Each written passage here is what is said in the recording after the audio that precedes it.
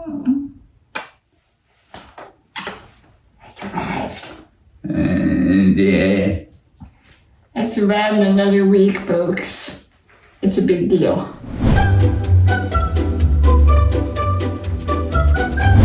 Hey, Josh. Funny story, I developed pericoronitis, which this is like really odd because, you know, Dan, I'm all about oral hygiene. We talked about this. Floss with us. Best toothbrushes or toothpastes. Flossies. It's like I just love to take care of my oral hygiene. It's true. But I never got my lower wisdom teeth taken out, and they're pretty impacted horizontally. And it was pretty clear I had an infection. Well, I go to the dentist this past Monday. The dentist tells me I have pericoronitis. And I'm like, crap. And it was very swollen. It had been underneath here, near the lymph nodes. And I'm thinking, oh my Lord, if we don't kill this, it could move. It could become a systemic infection. Like, you don't want that. It's bad news. So he's like, well, we can put you on a course of antibiotics. I'm like, cool. I've done that a million times before. And he prescribes clindamycin. I have severe acne and have had it for many years. And I've used topical clindamycin I don't know how many times. I didn't think anything of it. Dan and my mom were with me because it was an emergency visit to the dentist. So we were all together as one happy bubble family. And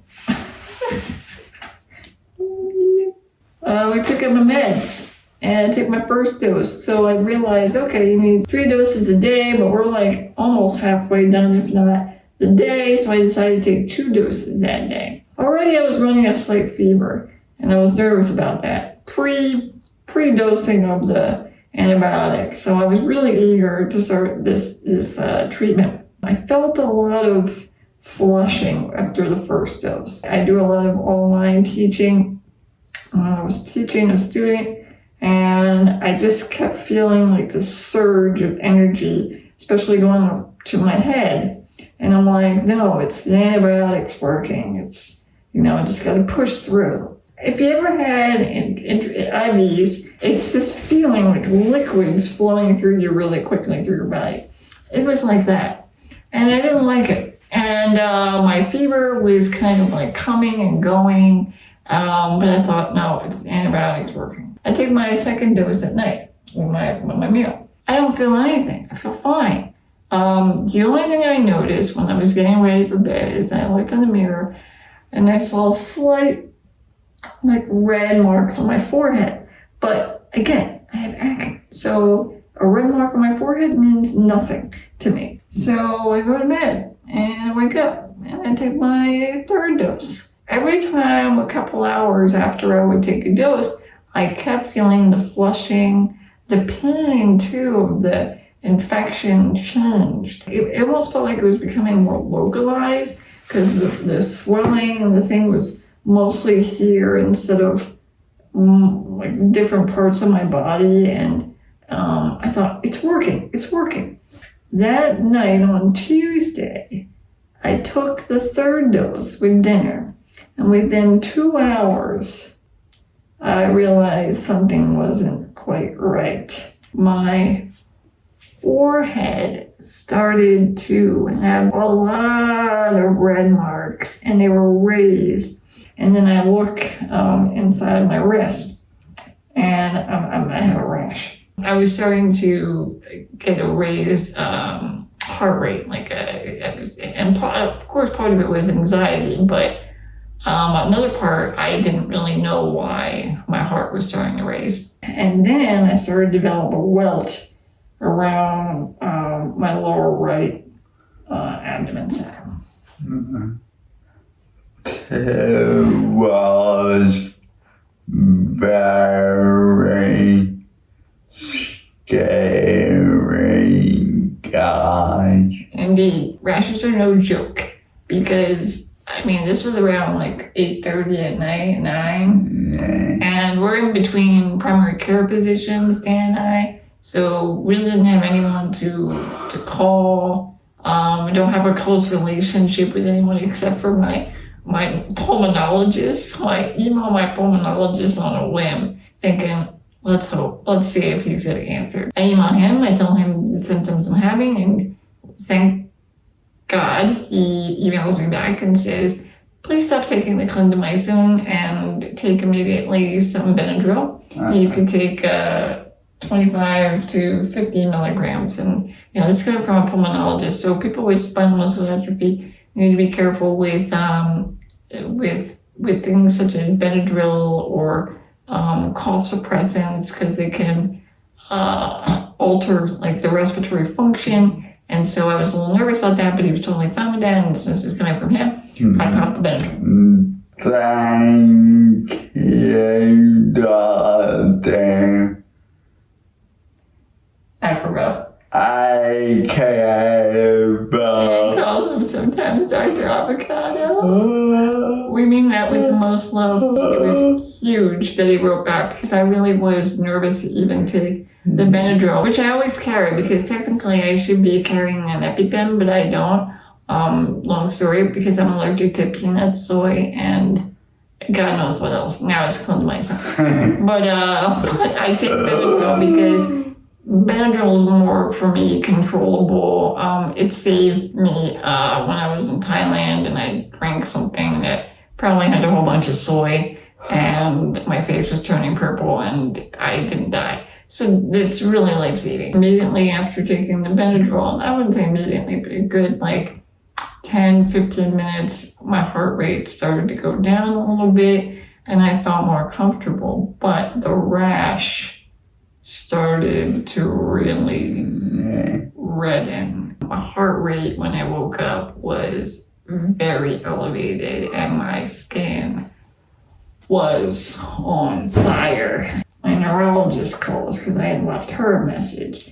And another lifesaver, thank you, Dr. Element. She tells me, she's like, I can hear her frantically typing as I'm describing my symptoms. And she's debating whether I should go to the emergency room. And thank goodness, she just tells me, okay, we're going to put you on a steroid pack, methylprednisone, to stop this rash. And she tells me to take 2 more Benadryl while my mom has to run to the pharmacy and pick up my steroid pack. And I'm extremely thankful I didn't have to go to the ER. I never want to go to the hospital, but especially now during COVID times, they're still not allowing visitors. While my mom ran to the pharmacy to pick up the steroids, Dan was my lifesaver. He stayed with me and kept me calm and talked to me while I just waited, and I very slowly ate because my heart was still quite elevated. It was going down because of Benadryl, but it was really concerningly high.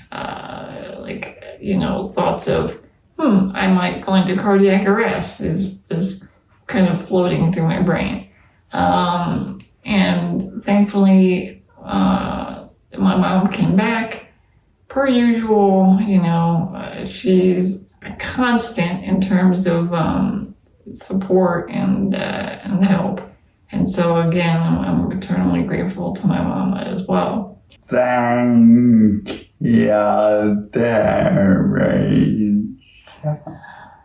Thanks, Mama. Mama T. We call her Mama T in our household. I'm much better, but I have to say, I still get moments of really, I'm still struggling with the rash. So the reason we're telling you this is that 2 reasons.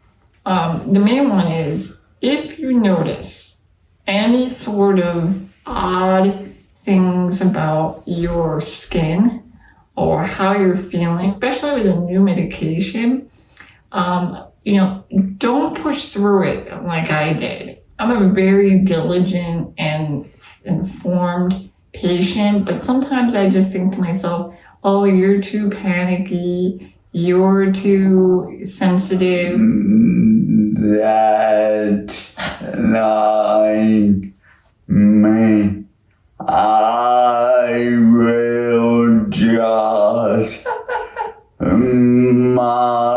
myself through it. Yeah, muscling through it might actually get you dead. So, Yeah. so what I encourage you to do, especially with antibiotics, because antibiotic rashes can be quite common, is that if you notice any changes in your skin, like look at your skin, examine your skin after every dose, because even the lady at the dentist office later admitted that like she also got a rash from another type of antibiotic one time, but then the next time she didn't. And it was the same antibiotic. I mean, really, medications aren't perfect. There are almost always side effects. But it's a matter of like, how bad are the side effects? Well, a rash is bad.